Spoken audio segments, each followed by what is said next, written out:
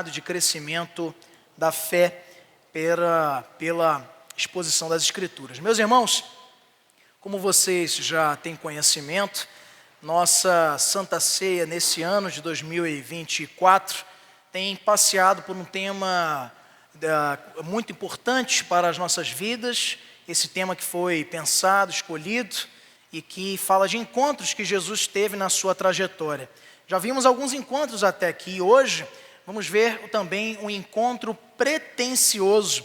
Vamos ver lições que Deus tem a nos ensinar na sua palavra, no texto que se encontra no Evangelho de Marcos, capítulo de número 10, nos versos de 35 até 45. À medida que você encontrar esse texto, fique de pé em reverência à palavra de Deus para juntos lermos essa porção das Escrituras. Evangelho de Cristo, segundo o relato de Marcos, capítulo de número 10, versos de 35 até o verso 45. Marcos 10, de 35 até 45, o pedido de Tiago e de João. Vamos ler com bastante atenção o que a palavra de Deus tem a nos dizer nessa noite. Então se aproximaram dele Tiago e João, filhos de Zebedeu, dizendo-lhe: Mestre, queremos que nos concedas o que te vamos pedir. E ele lhes perguntou: Que quereis que vos faça? Responderam: Permite-nos que na tua glória nos assentemos, um à tua direita e o outro à tua esquerda. Mas Jesus lhes disse: Não sabeis o que pedis. Podeis vós beber o cálice que eu bebo e receber o batismo com que sou batizado? E disseram-lhe: Podemos. Tornou-lhe Jesus: Bebereis o cálice que eu bebo e recebereis o batismo com que eu sou batizado. Quanto, porém, ao assentar-se à minha direita ou à minha esquerda, não me compete concedê-lo, porque é para aqueles a quem está preparado. Ouvindo isto, indignaram-se os 10 contra Tiago e João. Mas Jesus, chamando-os para junto de si, disse-lhes: Sabeis que os que são considerados governadores dos povos têm-nos sob seu domínio, e sobre eles os seus maiorais exercem autoridade. Mas entre vós não é assim, pelo contrário. Quem quiser tornar-se grande entre vós, será esse o que vos sirva. E quem quiser ser o primeiro entre vós, será servo de todos. Pois o próprio Filho do Homem não veio para ser servido, mas para servir e dar a sua vida em resgate por muitos. Amém. Feche seus olhos, vamos orar ao Senhor pela sua palavra lida e que será aplicado aos nossos corações. Senhor Jesus, muito obrigado, Pai, pela tua palavra. Te louvamos porque nela encontramos lições semanalmente, diariamente, e que vêm ao encontro das nossas necessidades. Antes mesmo, Senhor, de pensarmos, de fazermos esta análise, tu esquadrinhas, sondas os nossos corações e sabes, Senhor, o porquê de precisarmos ser alimentados constantemente com o pão que desce do céu, que é Cristo, e sobretudo, Senhor, pela sua palavra que nos edifica, nos educa, nos repreende e nos acrescenta fé. Obrigado, e te pedimos também, Senhor, para que nessa noite não nos permita dificultá-la de forma alguma, mas apesar dos meus pecados, te peço, Senhor, que pelos méritos de Cristo, tua igreja seja abençoada com o conhecimento, a sabedoria que procede do teu Evangelho. É o nosso pedido em nome e no amor de Jesus. Amém e amém. Podeis sentar, meus irmãos. Sempre que nós pensamos em instituições ou pensamos em perspectivas de carreira, não há uma única pessoa dentre nós que vai dizer que está muito contente no lugar onde está. Até pode estar, mas deseja crescer. Quem trabalha numa função X pretende crescer e não mais ser, quem sabe, um operador, agora ele quer ser um gerente, quer ser um supervisor, ou seja, qual for lá a denominação da tua profissão, da tua jornada. Aqueles discípulos, quando foram aprendendo de Cristo, foram sendo por ele educados, foram didaticamente acompanhados pelo Mestre. tiveram em algum momento da sua jornada como este, uma falha de percurso, um pensamento equivocado que os levou a um pensamento estranho à mensagem de Cristo, sendo Ele o Messias, sendo Ele o Salvador, aquietava-se dentro das propostas do seu ministério de ser o servo obediente ao Pai, de tomar a nossa justiça, se fazendo maldição e pecado em nosso favor, e para então consumar a obra da redenção. Mas eles ainda estavam com o seu coração inundado de perspectivas falsas sobre um Messias militar. Não eram só estes dois, Tiago e João, com esse pedido inusitado a Jesus para que um assentasse à sua esquerda ou à tua direita, aí dependendo do teu ponto de vista, e o outro à sua direita ou à minha esquerda. E a ideia que eles tinham era de um Cristo que viria a acabar com a opressão de Roma, um Cristo com poderio militar, com circunstâncias as quais o grande rei Davi teve no passado, de libertador, trazendo temor das outras nações para o povo de Israel. Esse era um anseio não só de Tiago, de João, como de Pedro, como também de Bartolomeu, como também de Natanael e de todos os outros apóstolos que em dado momento, ao identificarem que a mensagem de Cristo tratava de uma cruz e não de assentos, sentiram-se atemorizados e na ocasião da grande demonstração daquilo que Jesus vinha todo o tempo advertindo a eles, demonstrando ali no martírio da cruz, no sacrifício do seu próprio corpo em nosso favor, eles então se escondem com medo. Muitos são os cristãos hoje que até têm uma fé sincera, que têm uma busca pelo Senhor com todo o seu coração, mas que têm esbarrado em entender que o plano de carreira, entre aspas, da igreja te conduz a diminuir e não a crescer. Ainda há entre nós muitos que pensam que na igreja conseguirão espaços, autoridades, lideranças, e não há nada de mal nisso. A palavra de Deus nos ensina que aquele que almeja o episcopado, excelente obra, almeja. Um dia eu desejei o pastorado, o Senhor colocou no coração deste servo que vos fala o desejo pelo ministério. E até aí não há nada demais. Mas compreender que essa autoridade nos leva a uma responsabilidade de serviço é muito mais importante que o cargo em si que você desempenha ou desenvolve no reino de Deus. Mas a nossa sociedade, queridos, está totalmente distante dessa perspectiva de perder para ganhar. E Cristo também no seu tempo, confrontando com uma sociedade totalmente ligada à lógica do mérito. Naquele tempo, quem tinha circunstâncias, quem tinha nome na sociedade, comprava esse direito, comprava os títulos. O sumo sacerdote do tempo de Jesus em Jerusalém não era mais da linhagem de Arão, na linhagem de Levi. Eram homens ímpios, muitas vezes sem nenhuma ligação com o povo de Deus, colocados ali como um cargo político, para que Roma controlasse melhor a província da Judéia e da Samaria. E aqueles discípulos estão com seus corações cheios de presunção ou de pretensão, e por isso esse encontro, nós podemos dizer um encontro pretensioso, que foi libertador para as suas consciências. Cristo já tira de cena essa pretensão que eles tinham de galgarem passos próprios dos homens, mas para entenderem que a lógica do seu reino é celestial, que a lógica do seu reino é espiritual, é de perder para conquistar, é de renunciar para ser recompensado.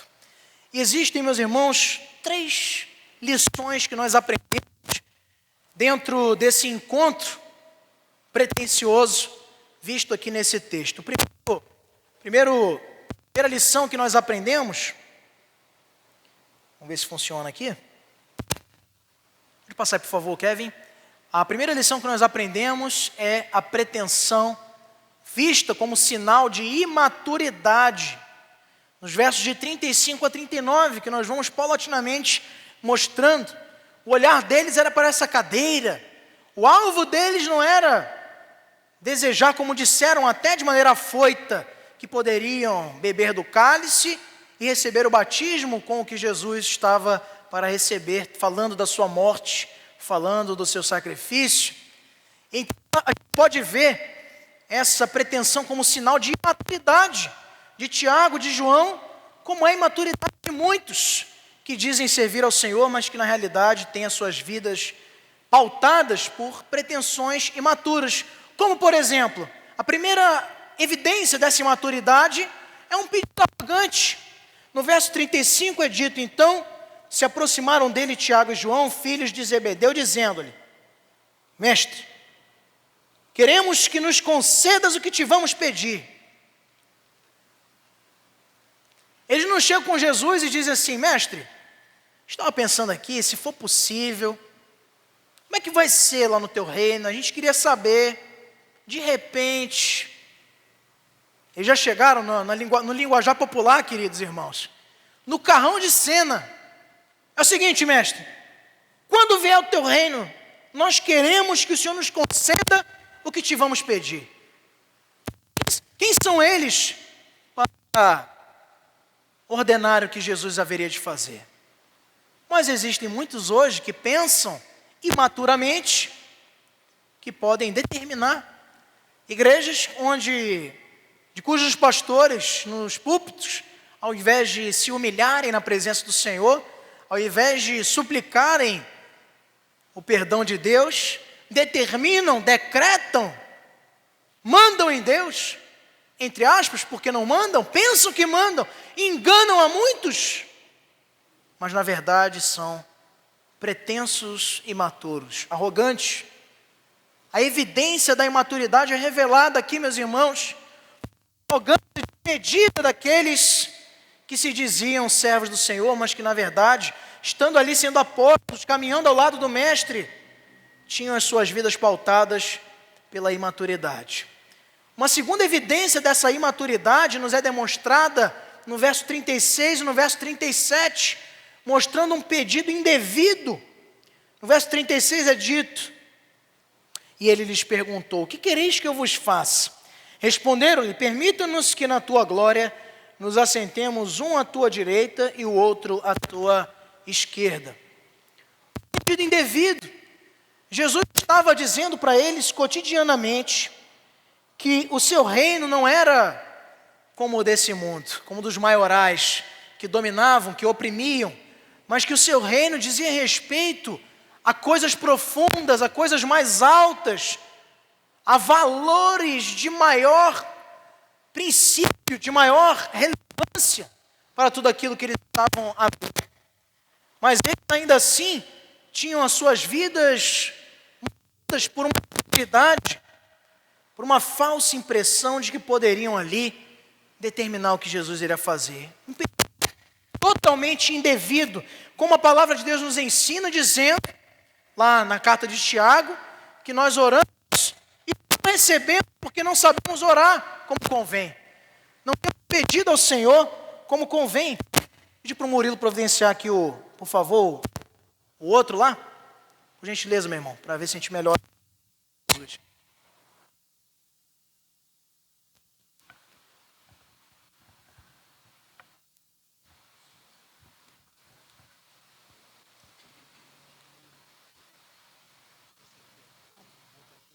Pega lá.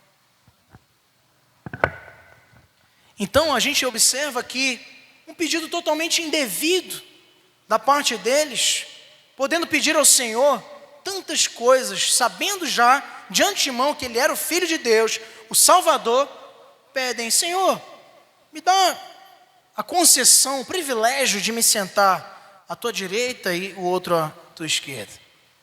Como se fossem ali os ministros os grandes representantes da política terrena deles, e um pedido extremamente imerso em imaturidade.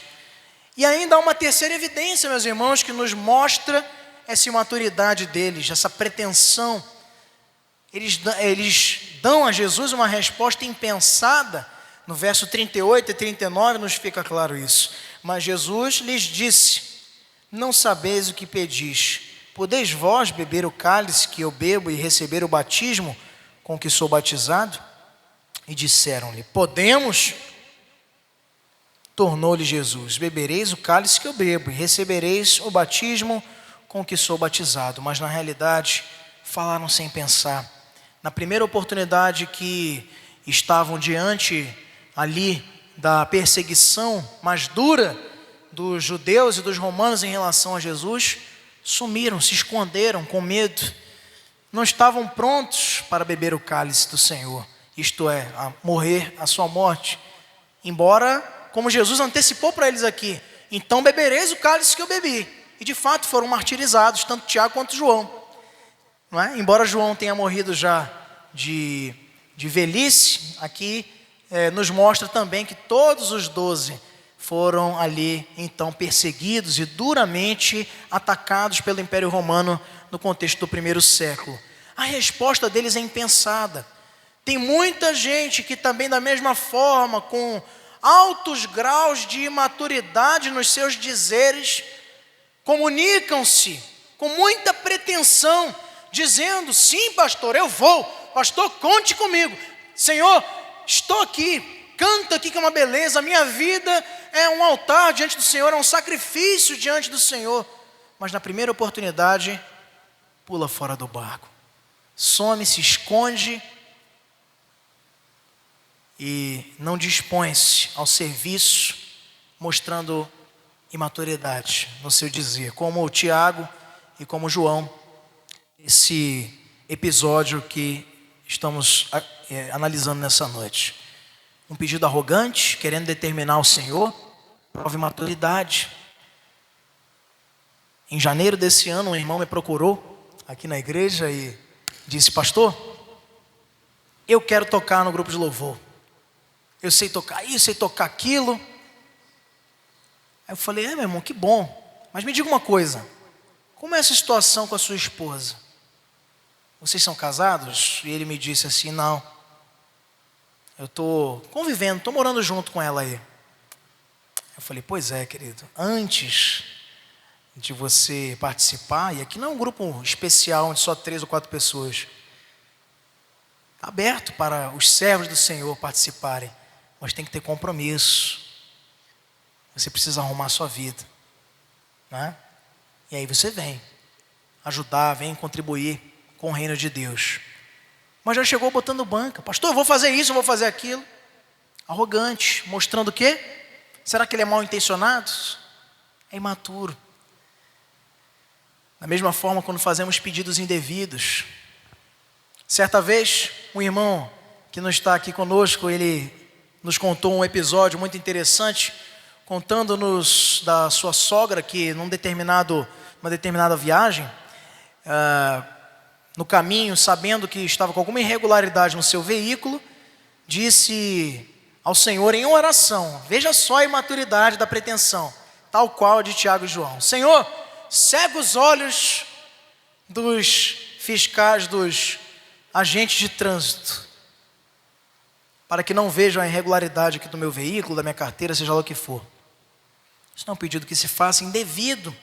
E a gente, às vezes, como acabamos de cantar, podemos nos queixar, meus irmãos, que Deus não tem respondido às nossas orações, mas antes de fazer isso, eu te recomendo: como você está pedindo?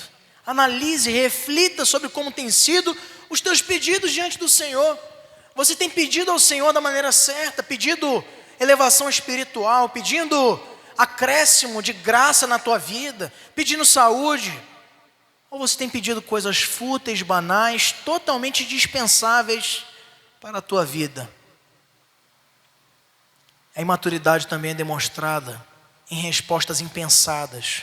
A palavra de Deus diz que é tolo aquele que responde sem calcular, sem medir as consequências do que haverá de fazer.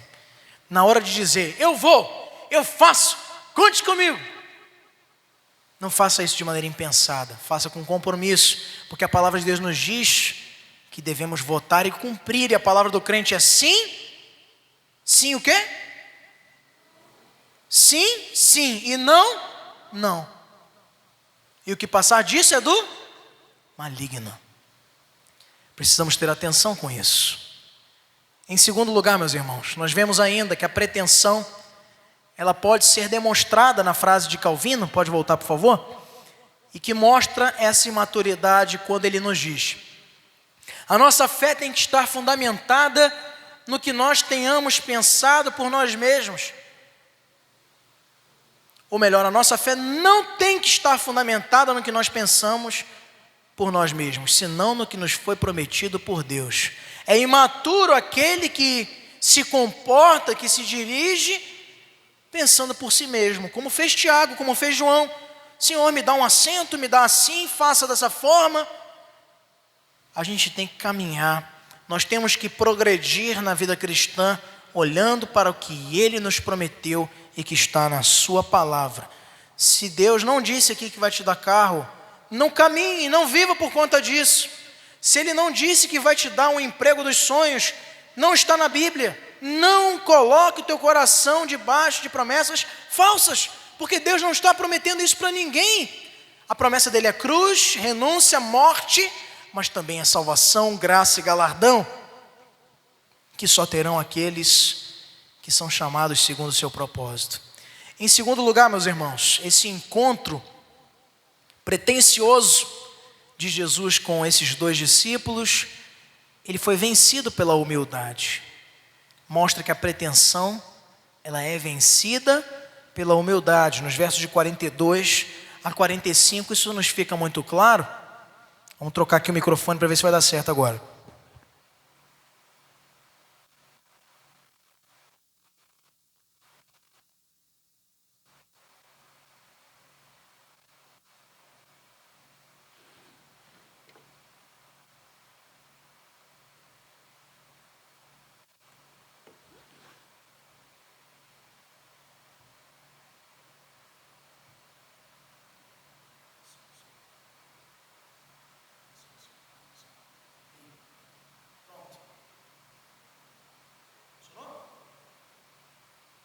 Então, meus irmãos, quando nós observamos a pretensão, vemos que ela é vencida então pela humildade. Como você pode observar dos versos de 42 até 45, existem também 3 evidências que nos demonstram isso. A primeira é que essa vitória da humildade em cima da pretensão, ela é evidenciada na igualdade. Veja os versos 42 e 43. Diz assim: mas Jesus, chamando-os para junto de si, disse-lhes: sabeis que os que são considerados governadores dos povos têm-nos sob o seu domínio, e sobre eles os seus maiorais exercem autoridade. Mas entre vós não é assim. Entre vós não é assim. Jesus, ele coloca de uma maneira categórica aos seus discípulos o seguinte: a pretensão que vocês tinham aqui, que inclusive no verso anterior, no 41, veja comigo, já tinha gerado um desagrado dos outros, com esse pedido pretensioso de Tiago e João, onde é dito: ouvindo isto, indignaram-se os 10 contra Tiago e João. E a indignação deles, completamente compreensível, mas ela é vencida pela humildade e evidenciada na igualdade, porque Jesus diz o seguinte: nos povos, nos impérios, funciona assim, como vocês estão pensando. Tem ministros, um senta à direita, o outro senta à esquerda, os conselheiros do rei, e que vão ter preeminência ou proeminência em relação aos demais. São os maiorais, como ele coloca aqui no texto, e eram assim chamados na antiguidade. É como se Jesus estivesse sendo colocado por eles, esses dois, como um possível líder político, olha Jesus, quando tu fores o presidente de toda a Palestina, de toda a Judéia e Jerusalém, ou o grande rei, imperador que vai enxotar daqui esses soldados romanos que nos perseguem, coloca-nos aqui para a gente ser ministro, para a gente ser representante, para nós sermos procônsuls, para nós sermos governadores, dá um cargo para a gente. É isso que eles estão pedindo a Jesus. Aí Jesus diz, não é assim entre vocês. Jesus chamou 12, que de certa forma eram diferentes nas suas profissões antes de serem chamados por Jesus, nos seus pensamentos, nas suas formas de viver. Mas perante o Senhor eram todos iguais. Aos olhos de Deus, os crentes que pouco sabem ler e aqueles que manejam com autoridade a gramática da língua portuguesa, são igualmente vistos por Ele como potenciais agentes do reino. Quem sabe você que tem 4 diplomas na parede, pensa ser melhor do que aquele irmãozinho que aprendeu a ler, lendo a Bíblia. Mas ambos podem ser poderosamente usados pelo Senhor da mesma forma. Deus está a dizer aqui, em Cristo, para nós, para a sua igreja, que não existe hierarquia. O pastor ele é chamado com o dom da docência, do ensino. Os presbíteros com o dom do governo. Os diáconos com o dom, a vocação da assistência. Mas não é por isso que você não ensina, não é por isso que você não governa, não é por isso que você não assiste. Todos nós temos esses múltiplos dons nas nossas vidas pessoais. Em certa feita, cada homem é pastor dentro da sua casa, no seu lar, como sacerdote, que é também do Senhor. Em certa forma, cada um de nós exerce a autoridade de governo nas nossas casas, nas nossas relações de trabalho e assim sucessivamente, e também todos nós somos chamados para esta brilhante tarefa que é da assistência, todos como servos, que é o que significa a palavra diáconos no grego. A pretensão que vence a humildade, ela é pautada dentro da igualdade, entendermos que aos olhos de Deus, não é que todos nós somos bons, é que todos nós somos miseráveis, dependentes da sua graça. E por isso, não pode o doutor dizer para o agricultor que é melhor ou pior, e assim sucessivamente. Há uma segunda evidência também dessa vitória da pretensão, da humildade em relação à pretensão, que é o serviço. Nos versos 43 e 44 nos fica claro, mas entre vós não é assim, pelo contrário, quem quiser tornar-se grande entre vós, será esse o que vos sirva, e quem quiser ser o primeiro entre vós, será servo de todos. O servo aqui é a palavra doulos, que é escravo. Ele quer usar aí, e são duas palavras diferentes, diáconos ou diaconai, que é servo para o serviço em amor. É um serviço deliberado ou espontâneo. Mas o doulos é escravo. Como Paulo, muitas vezes nas suas cartas, refere-se a si como doulos de Cristo, não é? Ou escravo do Senhor. A expressão aqui, meus irmãos, do serviço é a da escravidão. Quem quiser tornar-se o maior, com uma pretensão boba, infantil e imatura deles, tem que ser o que sirva. E assim, os povos saberão que vocês não são considerados como os dos demais governadores, dos demais governos do mundo de então. Ela é evidenciada no serviço. A humildade supera essa pretensão do encontro mostrado aqui por Jesus, quando ela é mostrada pelo serviço. E quebra qualquer tipo de pretensão, de ousadia vã nos nossos corações, de queremos destaque para nós mesmos. Veja só, eu quero que você esqueça do meu rosto, eu quero que você não se lembre nem de como que eu sou, mas que a palavra de Deus te acompanhe na tua jornada, quando aqui você vem se alimentar, quando aqui você vem cultuar o Senhor.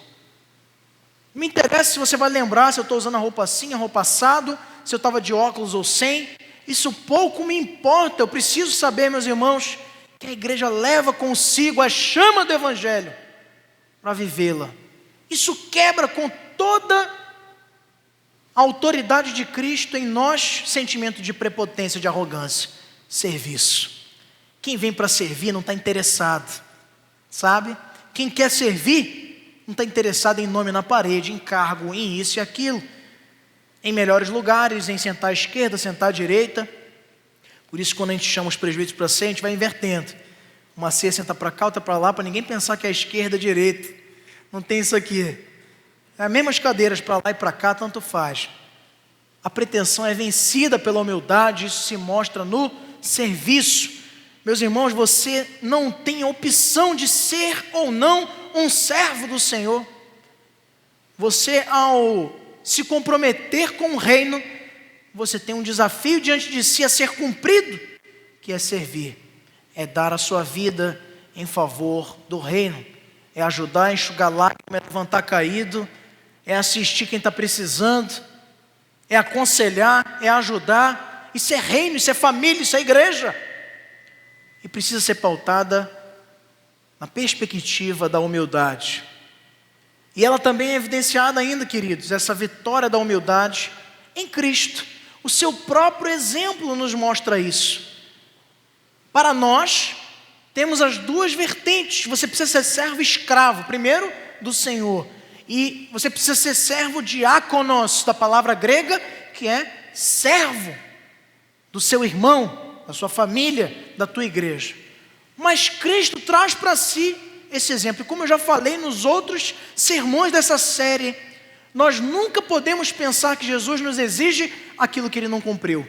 E Ele nos ensina exatamente isso no verso 45, dizendo: pois o próprio Filho do Homem não veio para ser servido, mas para servir e dar a sua vida por resgate de muitos. Jesus não veio com outro ministério que não fosse servir. O Evangelho de Marcos, que é esse que estamos aqui debruçados nessa noite para aprender, para perscrutar, para crescermos na fé, nos mostra exatamente essa figura. O tema central do Evangelho de Marcos é Jesus como um servo da vontade do Pai. Enquanto Mateus quer mostrar que ele era o Messias, enquanto Lucas quer mostrar que ele é Senhor dos gentios também, não apenas dos judeus, enquanto João tem a pretensão no seu evangelho de nos mostrar que ele é o Filho de Deus, totalmente homem, totalmente Deus, Marcos quer mostrar Jesus como um servo. Esse texto é central no Evangelho de Marcos, porque nos apresenta aquilo que nós devemos almejar ser. Tem muita gente, queridos, enganada nos bancos das nossas igrejas, caçando oportunidades, e eu diria com toda tranquilidade, sem medo nenhum, meus irmãos, não são discípulos de Cristo, mas são oportunistas. Alguns dos quais vocês já viram sentar nesses bancos e que não estão mais, porque não vieram para aprender, já querem chegar sentando na frente, já quer sentar com posição de destaque. A gente nem conhece direito, mas já quer ter todas as autoridades, circunstâncias e situações. Servir a Deus, servir a Cristo, viver no reino, exige de nós humildade. Por quê? Porque o nosso Senhor assim procedeu. Não precisando, mas voluntariamente assim o fez. Como nos chama a atenção o apóstolo Paulo no texto belíssimo de Filipenses capítulo 2, de 5 a 11, quando ele diz: tende em vós o mesmo sentimento que houve também em Cristo Jesus, pois ele, subsistindo na forma de Deus, não julgou como usurpação ser igual a Deus, embora fosse, mas humilhando-se, esvaziando-se de si mesmo, assumiu a forma de quê? Servo. Nós precisamos, como ele, ter esse exemplo como imitação, como alvo, como objetivo nas nossas vidas, para também vencermos a pretensão que há. Você pode refletir hoje e pensar: pastor, não tem problema nenhum comigo, eu já entrei sabendo que é luta, que é espinho, que é dificuldade, mas eu quero. Mas eu vou te dizer uma coisa essa noite. Todos nós, se não vigiarmos, temos no nosso coração pretensões como essa de Tiago e João. A gente não está falando de qualquer um aqui. Tiago, João. Eu não estou falando de Simão mágico. Não estou falando de qualquer um outro aí, ímpio da palavra de Deus. Estou falando de 2 apóstolos, grandes nomes, homens amados, inclusive João, o amado de Jesus, com arrogância, com pretensão no coração. Mas ela pode ser vencida pela humildade. Uma frase de Paul Washer nos remonta a essa necessidade dizendo: Deus não precisa de nada vindo de você. Então, quando Ele te chama para vir e servi-lo, não é para preencher uma necessidade. Ele está te oferecendo um privilégio. Que frase! Deus não precisa de você. Isso aqui é totalmente politicamente incorreto no âmbito mercantilista das igrejas da atualidade no Brasil.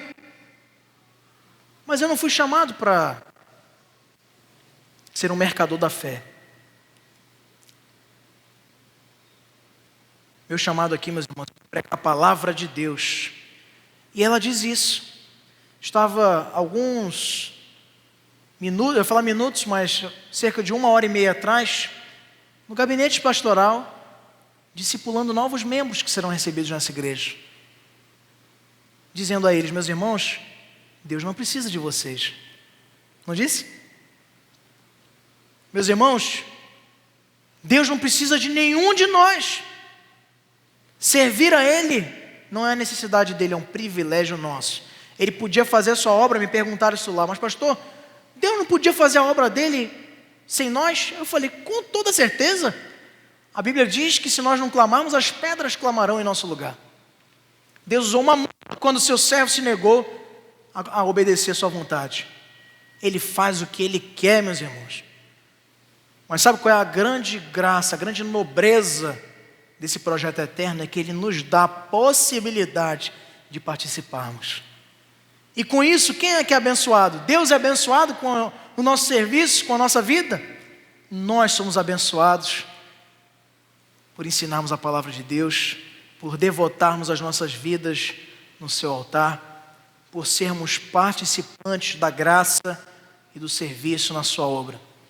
Eu já pude ouvir, meus irmãos, não uma, nem duas, nem 3 vezes, mas diversas vezes, relatos de irmãos extenuados, cansados, desgastados, pastores que legaram a sua vida pelo amor do Evangelho, pelo sertão, pelas entrâncias do nosso país, interiores, locais de difícil acesso, alguns perseguidos, outros com mínimos recursos, contando com a ajuda, a oferta deliberada de alguns irmãos. Muitos que perderam entes queridos na caminhada, não tiveram nenhum suporte de irmãos na fé. Outros, quem sabe, interpretados, perseguidos.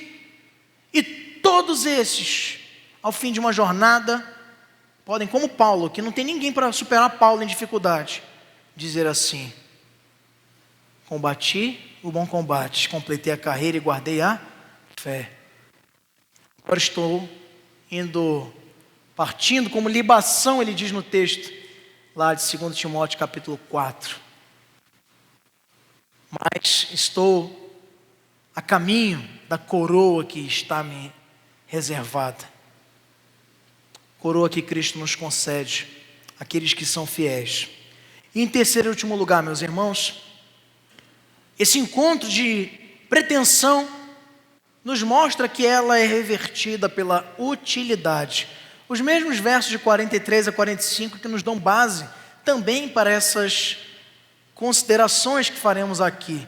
Em primeiro lugar, você observa que essa utilidade, ou seja, o fato de sermos úteis nas mãos do nosso mestre, isso é expresso voluntariamente. O verso 43 nos diz: mas entre vós não é assim, pelo contrário, quem quiser tornar-se grande entre vós, será esse o que vos sirva. Ele diz aqui, quem quiser. É voluntário.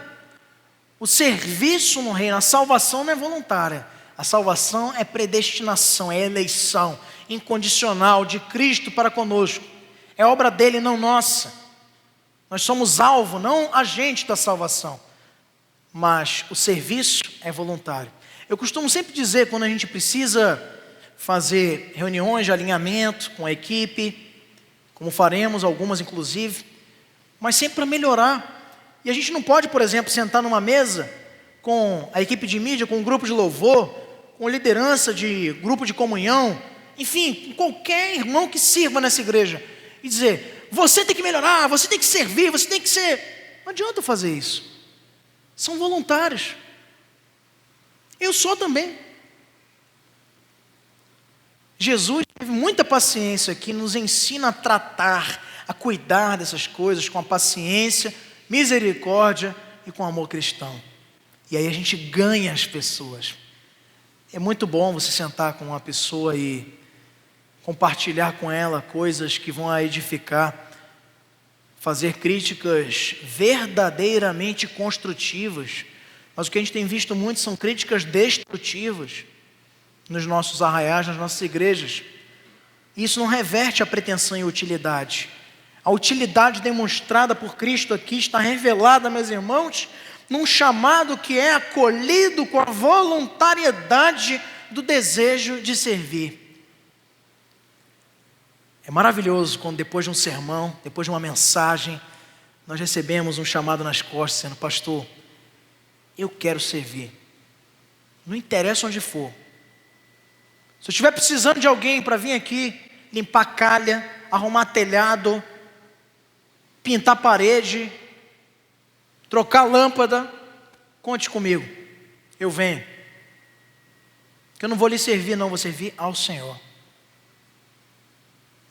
Quem serve ao Senhor com voluntariedade, meus irmãos, se alegra com coisas tão simples, se alegra com coisas do dia a dia da vida, pequenos serviços, tarefas gratificantes que nos acrescentam graça nessa caminhada.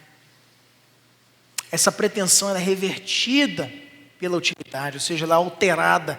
Jesus mostra que no coração deles havia possibilidade daquela pretensão ser removida, para no lugar dela se encontrar a utilidade. Eles somente poderiam ser úteis se voluntários fossem, querendo servir. Não adianta ninguém estar contra a sua vontade, fazendo o que não se agrada. Vai fazer de qualquer forma, não vai fazer com satisfação, não vai fazer com contentamento. Ainda vemos, queridos, a expressão da involuntariedade. No verso 44, veja só o que é dito: e quem quiser ser o primeiro entre vós, será servo de todos. Aqui, ele coloca o contrário.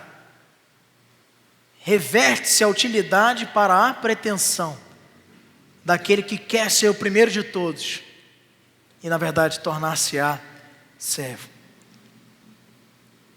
E nem sempre isso é ruim, às vezes é educativo. Cristo usa isso para mostrar que na sua igreja não existem espaços, cadeiras à esquerda e à direita para os maiorais, mas tem cruz para você levar, que significa morte, renúncia e uma vida sacrificialmente colocada diante dele. E em terceiro lugar, meus irmãos, também essa utilidade é expressada de maneira sacrificial.